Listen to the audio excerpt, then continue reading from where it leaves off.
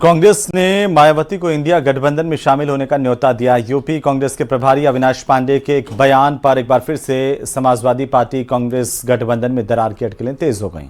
कयास ये लग रहे हैं कि 2024 के लोकसभा चुनाव में समाजवादी पार्टी के साथ लड़ने वाली कांग्रेस पार्टी अब 2027 के विधानसभा चुनाव के लिए नया पार्टनर तलाश कर रही है। हालांकि समाजवादी पार्टी के प्रवक्ता का कहना है कि गठबंधन आगे भी रहेगा। रिपोर्ट देखिए।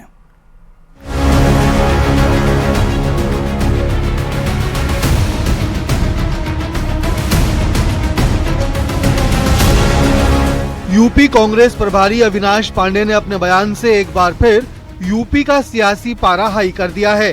कुछ दिन पहले ही अविनाश पांडे ने कहा था कि यूपी कांग्रेस अभी 403 सीटों पर विधानसभा चुनाव की तैयारी कर रही है, जिससे कांग्रेस एसपी गठबंधन में दरार की अटकलें लगने लगी थीं।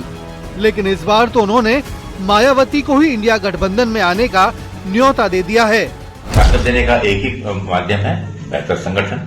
तो अगर गठबंधन होता है तो एक बेहतर समन्वय के साथ, एक बेहतर अंडरस्टैंडिंग के साथ भारतीय जनता पार्टी को शिकस्त करने में हम कामयाब होंगे। सर, क्या बीएसपी के लिए विकल्प खुले हुए रास्ते खुले हैं आप लोग? स्वाभाविक है, बीएसपी अगर आना चाहे तो इंडिया गठबंधन में उनका स्वागत है। यूपी कांग्रेस प्रभारी अविनाश पांडे भले ही कह रहे हो कि राजनीति में संभावनाओं से इनकार नहीं किया जा सकता, तो क्या ये भी संभावना है कि 2024 लोकसभा चुनाव में समाजवादी पार्टी के साथ लड़ने वाली कांग्रेस 2027 के विधानसभा चुनाव के लिए नया पार्टनर तलाश रही है? हालांकि एसपी प्रवक्ता का कहना है कि गठबंधन आगे भी रहेगा। अविनाश पांडे जी कांग्रेस के उत्तर प्रदेश के प्रभारी हैं, कांग्रेस के नेता हैं, लेकिन अंतिम रूप से किसी भी दल को और गठबंधन में शामिल करने का फैसला वो राष्ट्रीय नेतृत्व का है।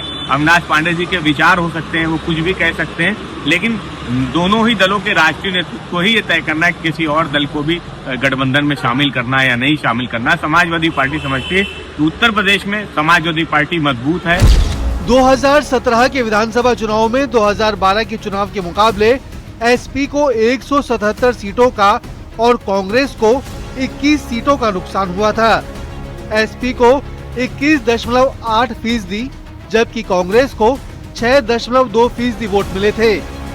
2017 में एसपी कांग्रेस गठबंधन को कुल 28% वोट मिले थे।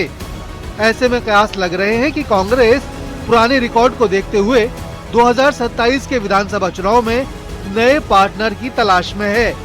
सपा के बाद कांग्रेस क्या बसपा के साथ आने वाले 2027 के चुनाव में गठबंधन करने की जो संभावना है उसमें सफल रहती है, या फिर एक बार फिर पिछले चुनाव की तर्ज पर सपा और कांग्रेस 2027 में भी मिलकर 7 चुनाव लड़ते नजर आएंगे। कैमरामैन मनोज शाही के साथ राजीव प्रताप सिंह, न्यूज़ 18 लखनऊ।